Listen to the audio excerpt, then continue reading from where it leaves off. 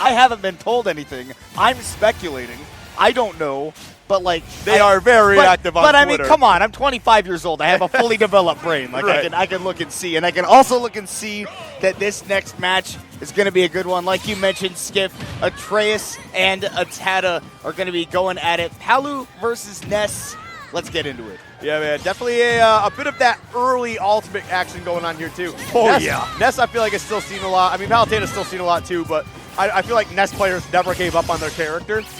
Like a lot of them did stick with it. Yeah, some of them may have picked up a few secondaries, but I mean, look, ATATA's been there day one. I remember, when Austin was the big name on everybody's mind back at the start of the game, and I would be looking back at the VODs. ATATA was in the Twitch chat for every single shockwave that Austin was at, which was all of them because he was winning. And now ATATA's taken up that mantle as one of the best, if not the best, NA Ness. And definitely one of the best players here in Chicago. But he's going up against a pretty tough matchup in Atreus' Palutena. Yeah, it's not even just Austin either. It's like it always incends streams as well, especially during like the pandemic and all that stuff. So yeah, definitely puts in a lot of time, watches a lot of other best players, tries to study as much as they can. But right now, man, they are just having trouble.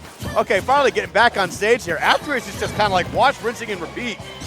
Yeah, I mean, that is definitely what Palu can do, and Atreus is playing it slow. I mean, honestly, this is what a lot of Palu players have opted for. They've realized that this is kind of the safe way to do these ledge traps. That's a young man yeeted into the left blast zone for the first stock of our Combo Breaker Sunday. But to go back to what you were saying, right, that rinse and repeat ledge trap, Palu's have realized, hey, it's a lot better to just kind of throw out those down tilts. You can get a combo off of it. Back in the day, you had, run off Nair, and then after that, they went, oh, we can up smash. That's the lingering hitbox. And now it's just, get the last lingering hit of that down tilt. You get a big combo, and we're going to go right back to it unless ATATA is able to maneuver around. And right now, I mean, ATATA's still struggling. Only got 67% right now. Actually getting lapped in percentages here. Finally takes a lead in percentages, but not a lead in the game. But, yeah, Atreus has definitely been doing a fantastic job. Has actually been playing really, really well all weekend, including doubles. So there's definitely been a lot of really solid gameplay from Atreus so far. But yeah, ATATA's struggling right now. I don't know if they got a lot of sleep or something like that, but man, they got to wake up. I mean, I'll be honest, this is a tough matchup for Ness. You're fighting uphill.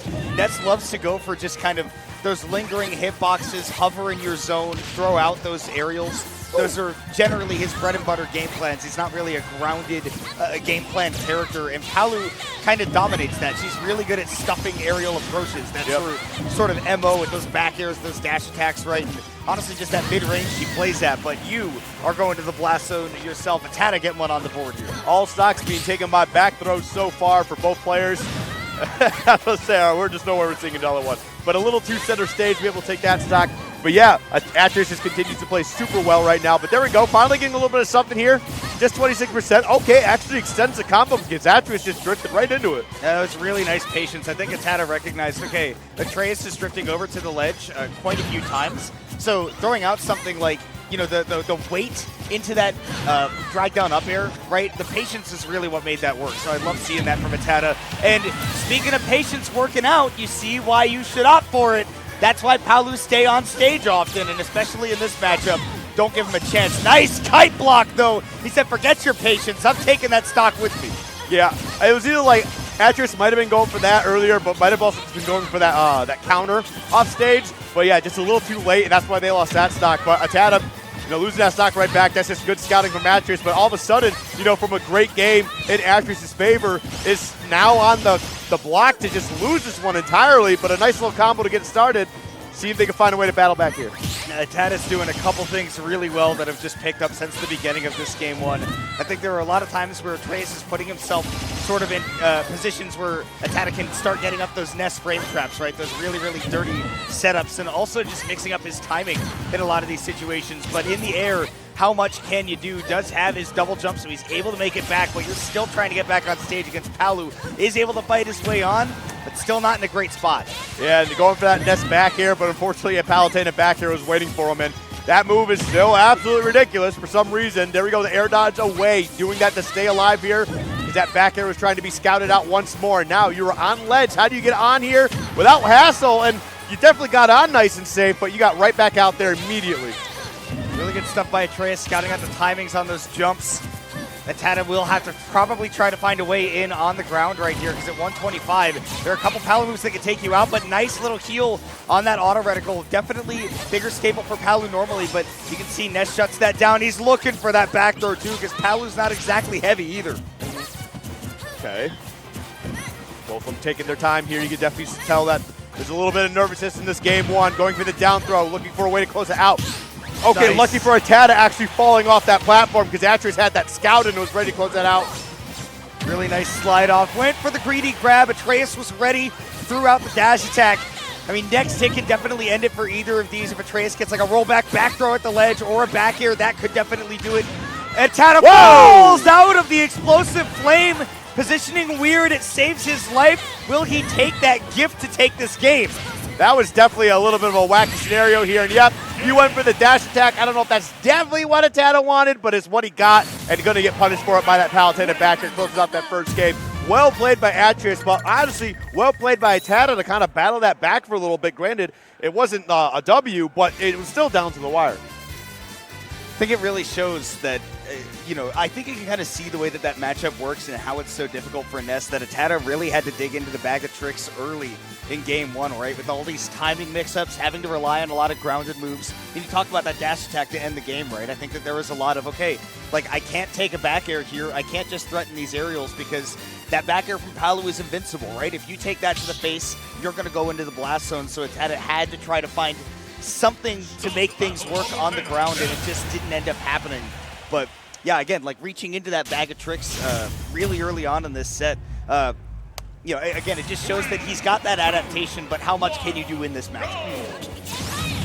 All right, we're going to be running it right back to PS2. I'm still not sure, I get that Ness is not bad on this stage, but Palutena's really, really good on this stage. So you know what? If ATATA feels comfortable, ATATA can do whatever the hell he wants. But we'll definitely see if it works out a little bit better here, try to get that W. And again, we're off to a bit of a rough start, so hopefully this doesn't continue to be a trending pattern. Well, we will see a pattern of PK fires out of the corner to build up some damage. I think it's going to be really key for ATATA to get the first stock in this matchup so that he's not forced to get super creative, and that just might do it for him. Wait for that warp, toss out that back air, easy stock, 30%. Now we might see, not only is ATATA going to get to kind of run the game a little bit better, right? Isn't forced to find all those weird ways to approach. As I say that, those words kind of lose their relevance because Atreus really finding a way to just nail down that first stock. That's how you know you are a true caster at heart, is when you start saying something insightful and then it all falls apart right in front of you, just because that's just how the game plays out. I thought I had more time after that game one, right? That game one went to, almost 6 minutes to find out who was going to win it. And I was like, okay, so we got time. But no, Atreus recognized, right? Okay, I'm behind against the Ness. I have to get pretty aggressive. And honestly, kind of tough for ATATA to deal with because we didn't see that side of Atreus really at all in that first game. That was really goofy because, Explosive Flame's multi-hit, right? So we saw the down B coming out from Ness, and because it didn't fully come out, and he was kind of stun locked, you just kind of saw the hologram there, but not the actual BSI magnet. It was very strange. I love the idea of the reflect right there and waiting on that PK fire to see if potentially there was a combo right there. Yep. But yeah, Atreus right now, keeping the game even again. This is really going to be a super, super uphill battle for ATATA if he's not able to take this next stock, first get out to that advantage. So any healing that you can get as Ness, right, that is going to be a big help. Yep. All right, well now it's just a matter of trying to get back out to stage. Beautiful tech. And actually just going with that up air too, covering so many options. The thing is with Ness too, his air dodge is like a third jump. Let's be real here, that thing goes so far. So he was in such a comfortable position.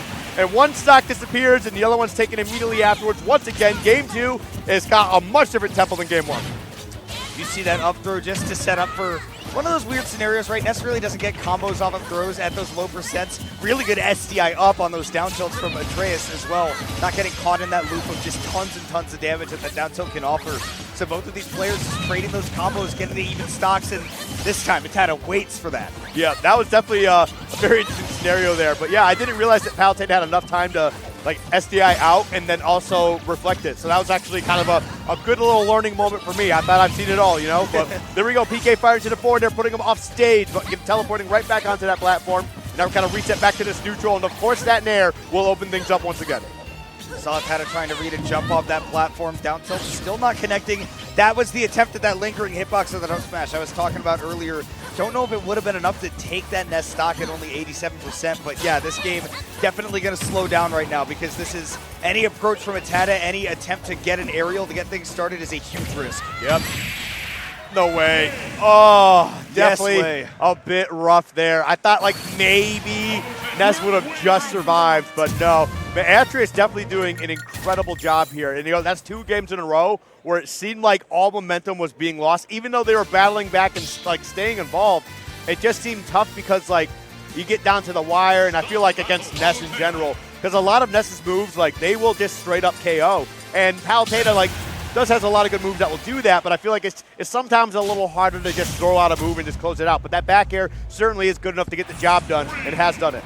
And on what you're saying right there, right, I think that to a point, yes, that back air can do it, but it is very reliant on the stage positioning. It doesn't have like a ton of knockback growth that, a lot of Ness's moves have, right? You talk about that back air, that forward air, stuff like that.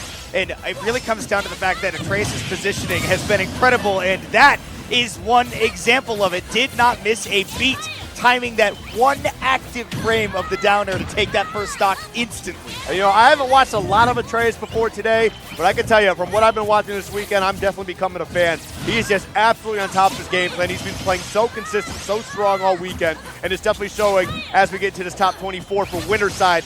And man, it just keeps going, man. And I like the fact that ATATA is still battling back. And that's one thing that I like about ATATA as well. The mental will not just disappear after a bad first stock.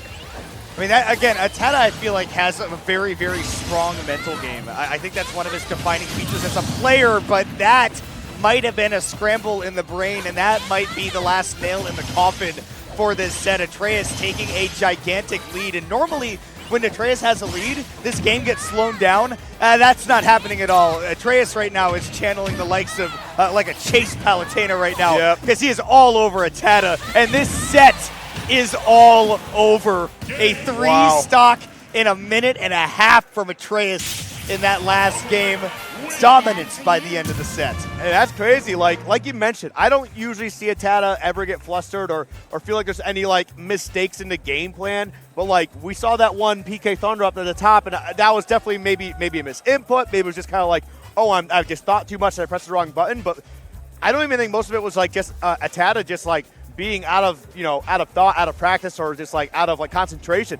Atreus was just disgustingly good. Really good. Game 1 to game 3. I think what was so impressive about that is that we saw both sides of really solid Palutena gameplay. Those first couple of games, we saw a lot of that really patient, I'm going to play the matchup, I'm not going to take any big risks against Ness because Palutena can just respond perfectly in a way that Ness really can't deal with. And then in that last game, we saw the aggression from Atreus, being able to play a very offensively minded Palutena with big combos and really bullying Ness into the corner rather than just kind of using movement to suggest it like we saw in those first couple games. I mean, just really overall solid stuff from the player formerly known as Midnight.